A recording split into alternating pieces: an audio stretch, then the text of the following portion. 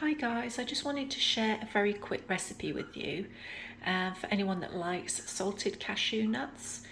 This is really simple. You just need 200 grams of cashews, about half a tablespoon of melted coconut oil and some sea salt. Now I am going to ground the sea salt because obviously at the moment it's in larger clumps and that's not going to be too nice on the finished result, so we want it more of a powdery form, and we're going to use probably about half a teaspoon, but you can have up to a teaspoon in this recipe depending on how salty you want them.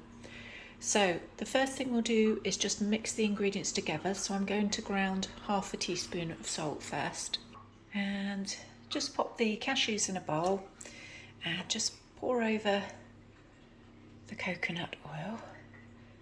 And you don't want it to reset, so you'll need to do it fairly quickly.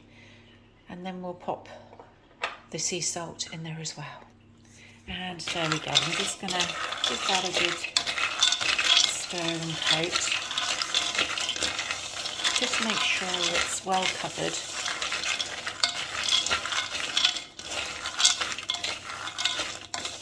As I say, if you do want to add anything else, like herbs or anything, you can do that at this stage as well, or any spices. There we go. I think that's fairly well coated. So next you just want to get either a silicone oven dish, or you could use a baking tray with some greaseproof paper, and we're just going to spread these out and then we'll be ready to pop them in the oven. And there we are. So as long as they're just spread out and they're not on top of each other. And what you want to do is pop the oven on about 170 degrees Celsius in a fan oven.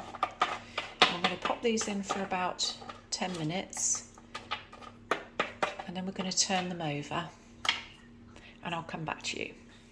And there we go. After 10 minutes, what we're going to do is we're going to turn these over and we're going to pop them in for about another 5 to 10 minutes, but just monitor them as you go because we don't want them burnt. So I'll just turn those over now and then we'll pull them out and I'll show you the finished results. And after about 5 minutes, just pull the tray out of the oven again. So what you need to do now is just let these cool. I'd say about 30 minutes to an hour, and we'll come back to you shortly. And here we go.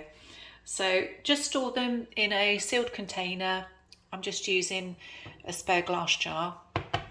And yeah, enjoy. These are really, really tasty, very simple, and I hope you enjoy them, guys. So I will see you again soon for another recipe.